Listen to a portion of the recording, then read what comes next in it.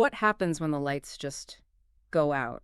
Not just in your house, but across, well, almost two entire countries. Yeah. Today we're diving into that massive, kind of shocking blackout that hit Spain and Portugal.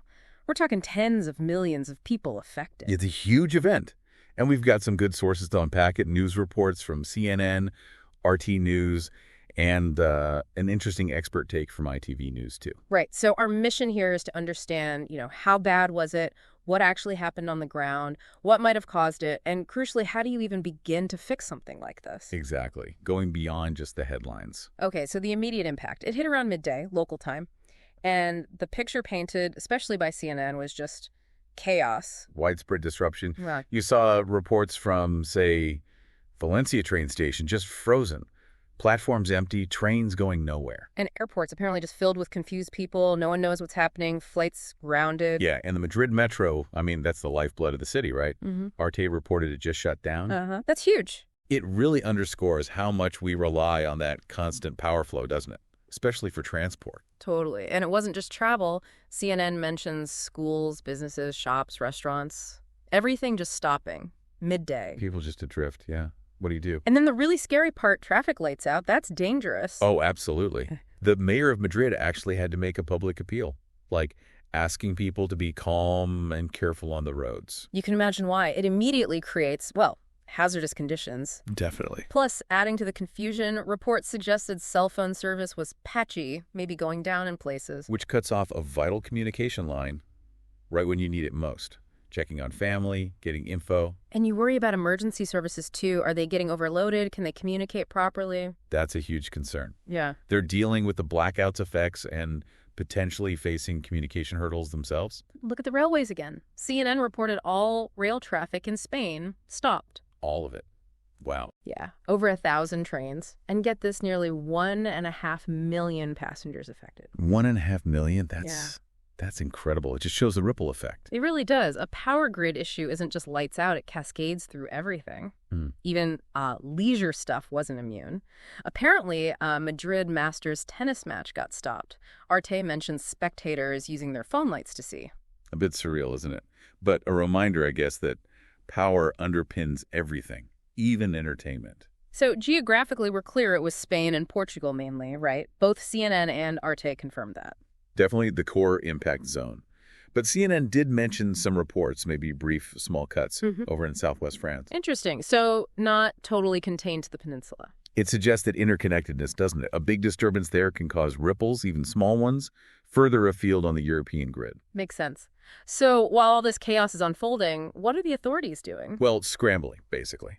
Priority 1, get power back on. Priority 2, figure out what on earth happened. And according to CNN and Arte, there were no quick answers initially. No clear cause, no firm timeline for fixing it all. Standard procedure in a crisis, really. Yeah. Safety first, restore services, then the complex investigation starts. The Spanish government, Arte, said they promised a full investigation, and the president of the Madrid region calling for a national emergency plan. Yeah, that call really signals how seriously they were taking it. This wasn't just a minor glitch. No kidding. Okay, so causes, what were the initial thoughts? Well, the Portuguese grid operator, according to CNN, suggested the entire Iberian Peninsula was hit, which hints at a system-wide problem, not just, a local fault in one country. That's a key point. Suggests the issue might be in the shared system or how the two grids operate together. And the Spanish Energy Network, Arte reported they were looking at extreme temperature swings, like really hot weather in the interior of Spain. The idea being that maybe the heat reduced how much power the big high-voltage lines could carry. Exactly. So it's not just tech failure, maybe an environmental stress on the grid itself. Which raises interesting questions about grid resilience in the face of, more extreme weather these days. Arte also mentioned another possibility, that the big cables connecting Spain over the Pyrenees to the rest of the European grid might have been shut off, maybe temporarily. Okay. If those connections were cut, it would sort of isolate the Iberian grid. Right.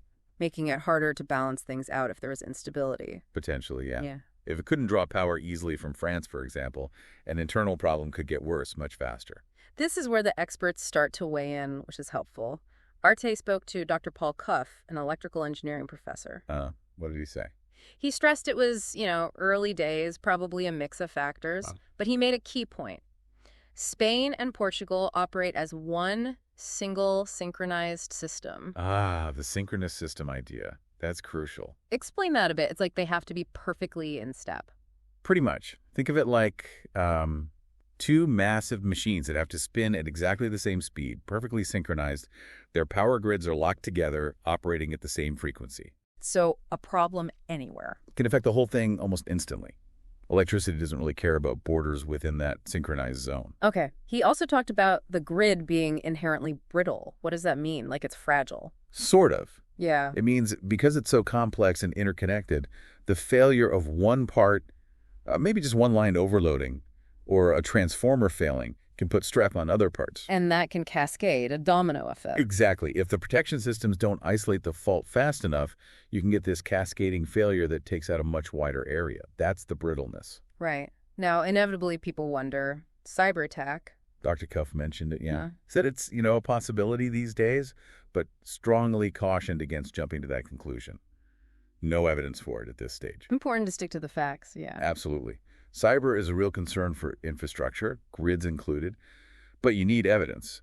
Technical faults, weather, operational errors, and these are often more likely. Then he talked about getting it all back on, the black start process. Nice, the black start. He used a great analogy, like putting together ferociously complicated IKEA furniture. That's actually a pretty good analogy because the big power plants, the ones that make most of the electricity, they actually need electricity themselves just to start up. Oh, right, catch-22. Exactly. So a black start means you have smaller independent generators, maybe hydro dams or special gas turbines that can start on their own. They provide the initial power to wake up a small part of the grid. Then you use that to start bigger plants and gradually rebuild the whole thing. Wow. Sounds incredibly complex and slow. It is meticulously planned, step by step, not just flipping one big switch. And the timelines they were quoting reflected that complexity, right? Spain thought maybe up to 10 hours. But Portugal was suggesting maybe up to a week for things to be fully back to normal. A week. Wow.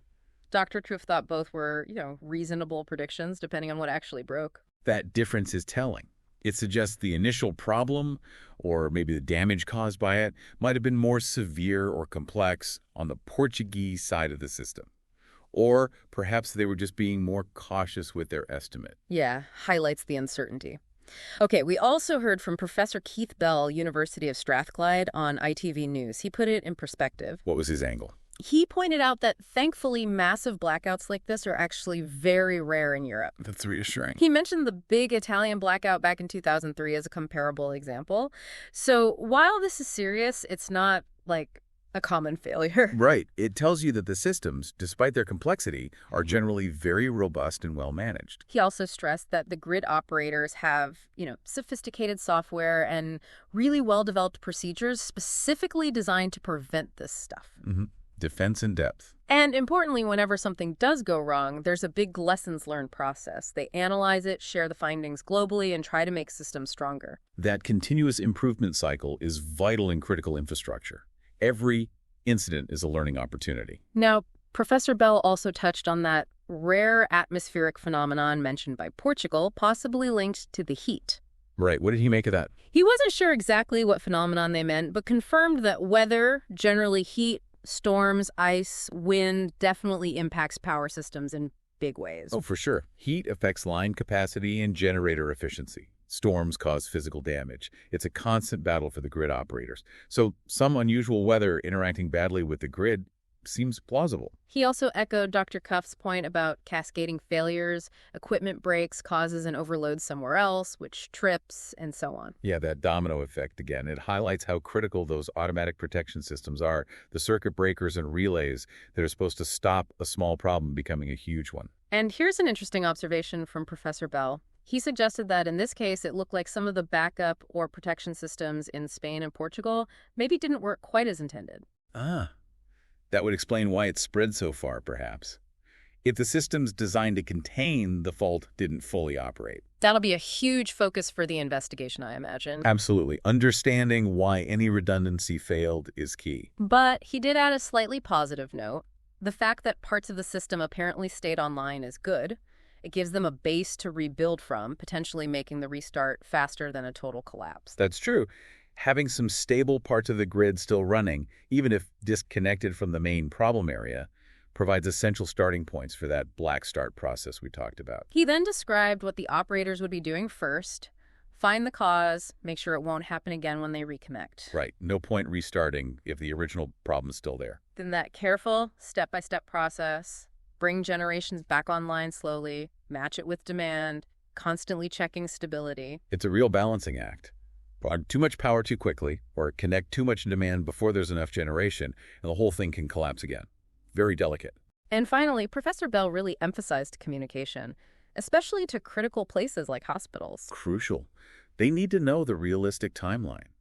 Do they need to rely on their backup generators for hours or days? Do they need to conserve fuel? Exactly. Clear, accurate information is vital for everyone, but especially for those essential services managing their own contingency plans. Oh, absolutely. So bringing this back to, everyone listening, just take a second to think about how much electricity touches everything in your day. It's easy to take it for granted, isn't it? Completely. Your work, how you communicate, heating, cooling, cooking, transport. Yeah. It's all built on it. This event in Spain and Portugal is just a stark reminder of how, fragile that infrastructure can sometimes be. And how complex the systems are that keep it running, usually invisibly in the background. It maybe makes you think about your own preparedness, too. Yeah, definitely. If the power went out for, say, a day or even longer, what would you do? It really connects to that bigger picture of societal reliance on these fundamental systems. When they falter, the impact is immediate and widespread. It forces us to think about resilience. So, wrapping up this deep dive, we saw a massive, unexpected power outage across Spain and Portugal. Huge disruption. Millions affected. The exact cause still being investigated. Could be weather, could be technical failure, likely some complex interaction. And getting it all back online. A complicated, careful process. Timelines uncertain, ranging from hours to potentially a week for full normality. Yeah, it's a fascinating, if worrying, look at the interplay between our environment, our technology, and the sophisticated ways we try to manage it all. So maybe a final thought for you to mull over. What parts of your daily life depend most critically on electricity? What assumptions do we all make every day about these systems just working? And could an event like this make us think harder about building more resilient infrastructure and maybe even our own personal backup plans?